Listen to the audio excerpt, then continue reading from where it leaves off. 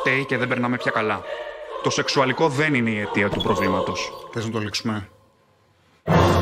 Αφού μέσα σου δεν είχε λήξει η ιστορία. Για τον Πάνο δεν είχε λήξει, για μένα. Μπορεί.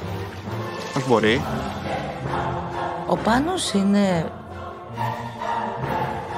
καλό παιδί φαίνεται. Κάρμεν! Για σεξ! Μεθαύριο φεύγει. Θα την πω σαν να να ησυχάσει και αυτή και εγώ. Τα σκυλιά είναι ευθύνη. Φύγες ταυτιστεί μαζί της. Ήσουν φάση me too. Εντάξει, δεν είχα καταλάβει πόσο μεγάλη ευθύνη ήταν. Έκανε παρεμβόλες στο μητρικό μου ένστικτο. Το μόνο που είχες ανάγκη ήταν να βρεις τον επόμενο γκόμενο.